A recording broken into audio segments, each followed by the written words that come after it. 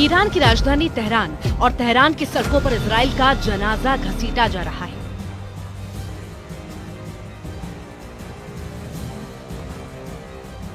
Iran में Israel को पूरी तरह खत्म करने की कसम खाई जा रही है। कसम इस बात की कि ईरान मरते दम तक लड़ेगा। इसीलिए ईरान की बहुत ही खतरनाक सिविल डिफेंस फोर्स एक्टिव कर दी गई है। ईरान के सुलेमानी नंबर 2 ने तेहरान ने इस फोर्स को उतार कर बता दिया है कि खामेनेई अब इजराइल और अमेरिका को दूसरा मौका नहीं देंगे। अब कौन है ईरान का सुलेमानी नंबर 2?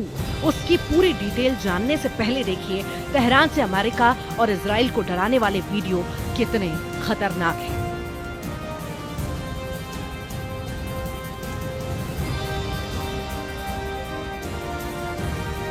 इजराइल और अमेरिका के झंडों में लिपटे ये जनाजे नेतन्याहू और डोनाल्ड ट्रंप को दिखाने के लिए तैयार किए गए हैं। खामेनेई की तरफ से मैसेज साफ है, ईरान पर हमला हुआ तो नेतन्याहू और डोनाल्ड ट्रंप को तेल अवीव और वॉशिंगटन डीसी से ऐसे ही असली वीडियो मिलेंगे। ये ईरान की पैरामिलिट्री फोर्स बसिज है। ये फोर्स तक पूरी तरह एक्टिव की जाती है जब ईरान पर सबसे ज्यादा खतरा मंडराता है, और अब तेहरान में बसिज का इस तरह की परेड निकाला जाना बता रहा है कि ईरान अब आर पार के मूड में है। उसके सामने बस 2 सबसे बड़े दुश्मन हैं, ट्रंप और नेतन्याहू के पुतले बता रहे हैं ईरान अब अपने दुश्मनों को क्या सजा देना चाहता है।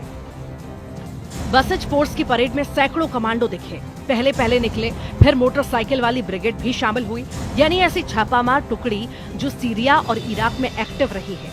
इसके बाद एसयूवी में सवार बसिज फोर्स भी बड़ा मैसेज है। ईरान अब पूरी ताकत के साथ लड़ने के लिए तैयार है, या ये कहें कि ईरान ने एक तरह से इजराइल के खिलाफ सबसे बड़े युद्ध का ऐलान कर दिया है। तेहरान की सड़कों पर इजराइल और अमेरिका के जनाजों को घसीटा जाना है। ये तस्वीरें ईरान का माइंड गेम है। ये बात नेतन्याहू और डोनाल्ड ट्रंप दोनों जानते हैं। अमेरिका और इजराइल में ही नहीं, ये वीडियो अब कई देशों में चर्चा का मुद्दा बन चुका है।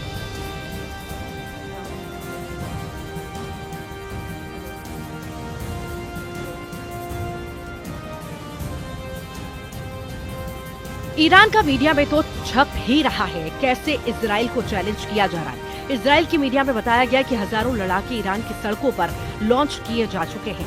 फ्रांस की मीडिया में देखिए, ईरान की बसिज फोर्स में महिलाओं की AK-47 के साथ तस्वीर जारी की गई। वहीं चीन की मीडिया भी बता रही है कि ईरान में बसिज फोर्स को एक्टिव कर दिया गया है।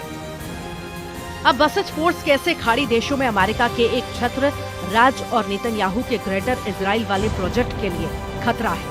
इसे समझने के लिए खामेनेई की इस इमरजेंसी फोर्स को बहुत गहराई से समझने की जरूरत है, क्योंकि खामेनेई बसिज फोर्स को तभी एक्टिव करते हैं जब ईरान पर खतरा बहुत ज्यादा होता है और ईरान के दुश्मन उस पर हावी होने लगते हैं। सीरिया में बशर अल असद का तख्ता पलट और जुलानी का राजधानी दमिश्क पर कब्जा ईरान की बहुत बड़ी हार मानी जा रही है, और अब लेबनान से लेकर तेहरान तक ये महसूस किया जा रहा है कि इजराइल ने ईरान को हराने के लिए सबसे बड़े युद्ध की शुरुआत तक कर दी है।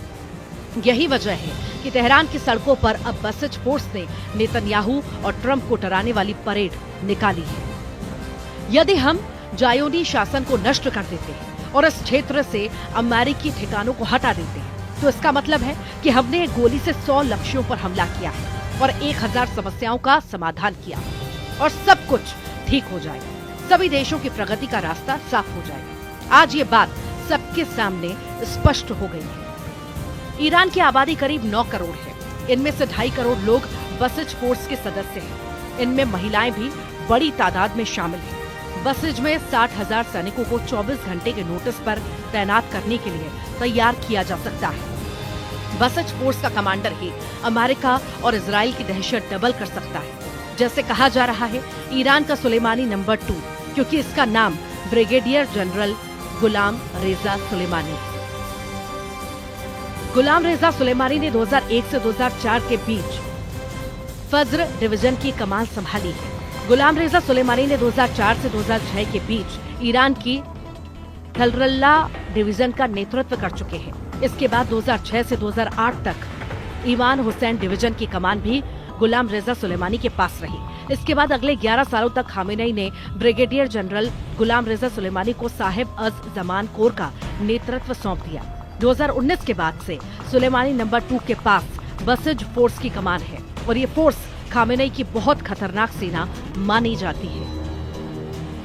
जब गाजा में लगातार इजराइल की बमबारी चल रही है और 46,000 से ज्यादा फिलिस्तीनियों की मौत हो चुकी है, तब नेतन्याहू पर सबसे बड़ा दबाव बनाने वाली ताकत ईरान को ही माना जा रहा है।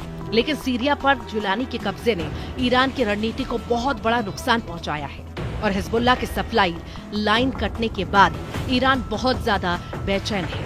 इसीलिए अब बसिज फोर्स के कमांडर बोल रहे हैं कि इजराइल को हराना अब बहुत जरूरी है। तेहरान में निकली ये परेड बता रही है कि ईरान का सुलेमानी नंबर 2 एक्टिव हो चुका है। सुलेमानी नंबर 2 एक्टिव तेहरान में जिस तरह से अमेरिका और इजराइल के जनाजे बनाकर घसीटे गए, वो साबित करता है कि ईरान में सुलेमानी नंबर 2 की बसिज फोर्स एक्टिव हो चुकी है। बसिज फोर्स एक्टिव तेहरान की सड़कों से लेकर ईरान में सत्ता के गलियारों में इस वक्त मूड बहुत खतरनाक है। ये माना जा रहा है कि ईरान इस वक्त पैनिक मोड में है। इस पैनिक की वजह से इजराइल और अमेरिका से आने वाली खबरें हैं।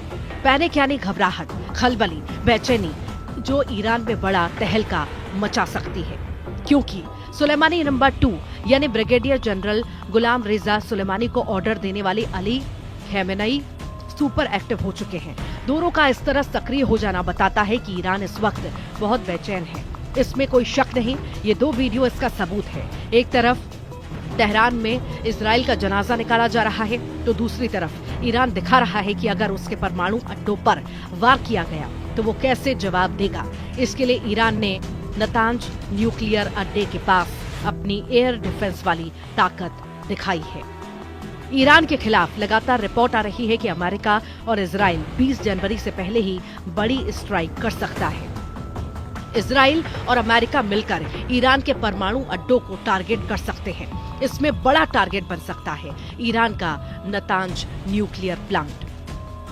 नतांज को बचाने के लिए ईरान ने जो 3 लड़ाके तैनात किए हैं, लॉन्च होते ही ये दुश्मन का जनाजा निकाल देते हैं।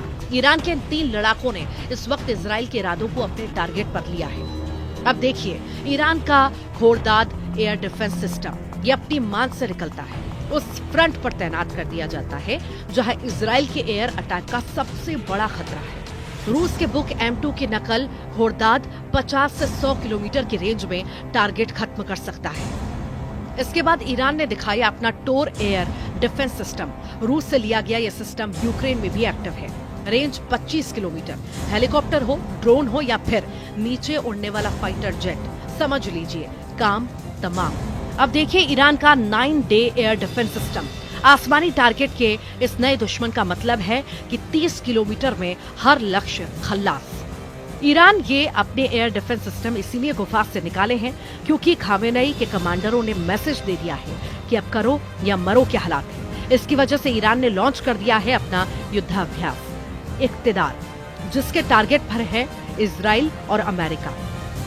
ईरान के तेवर देखकर अमेरिका और इजराइल दोनों हैरान हैं, लेकिन उनको पहले से उम्मीद रही है कि ईरान खामोश नहीं बैठेगा। यही वजह है कि गाजा, लेबनान और सीरिया के बाद अब क्या ईरान और इजराइल के बीच डायरेक्ट टक्कर होगी और क्या ये परमाणु स्टेज पर पहुंच सकती है? इसको लेकर पश्चिम के मीडिया में पहले भी कई खतरनाक रिपोर्ट छप रही हैं। इजराइल का मीडिया, अमेरिका का मीडिया, यूरोप का मीडिया, हर तरफ चर्चा है कि इजराइल और अमेरिका का ईरान के परमाणु अड्डों पर अटैक करने वाले हैं। ये खबरें लगातार छप रही हैं और ईरान इन्हीं खबरों को लेकर टेंशन में है। लेकिन 2025 की शुरुआत में अगर इजराइल या अमेरिका ने ये कदम उठाया तो समझ लीजिए कि एक और बड़े युद्ध में पूरे साल को झोंक दिया जाएगा और फिर पूरी दुनिया इस बात की गारंटी ईरान भी देगा और साथ में ईरान का साथ देने वाले देश यानी पुतिन, शी जिनपिंग और किम जोंग उन पूरे यूरोप और अमेरिका पर टूट पड़ेंगे। ईरान के परमाणु अड्डे पर हमले का मतलब है वर्ल्ड वॉर। ईरान ये वार्निंग बार बार दे चुका है।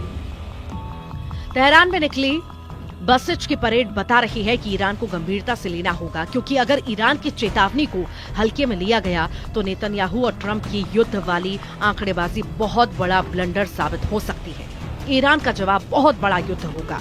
इसकी वार्निंग ईरान बार बार दे रहा है और दूसरी तरफ नेतन्याहू की एयरफोर्स बता रही है कि वो ऐसा मिशन किसी भी वक्त अंजाम दे सकती है। नेतन्याहू ने भी इससे कभी इनकार नहीं किया। यही वजह है कि इजराइल और ईरान के बीच तनाव बहुत ज्यादा है। ईरान की फौज 24 घंटे युद्ध की तैयारी में लगी हुई है और अब उसने अपने एयर डिफेंस सिस्टम उन परमाणु अड्डों पर तैनात कर दिए हैं जहां इजराइल का हमला हो सकता है। खबर यह है कि इजराइल ने ईरान के नतांज परमाणु अड्डे को अपने टारगेट पर लिया है। नेतन्याहू बहुत जल्द में और वो ईरान के इस परमाणु अड्डे को अपने एटम बस्टर बम से पूरी तरह दबा कर देना चाहते हैं। नेतन्याहू अब सिर्फ डोनाल्ड ट्रंप के ग्रीन सिग्नल का इंतजार कर रहे हैं। ईरान के पास अभी एटम बम है या नहीं, ये बात पुख्ता तौर पर अमेरिका भी नहीं जानता, लेकिन इजराइल के पास एटम बम है, इससे कोई इनकार नहीं करता। दावे के मुताबिक आज की तारीख में इजराइल के शांत रेगिस्तान में नेगेव परमाणु रिसर्च सेंटर है, जहां ताकतवर हथियार बनने का काम किया जाता है।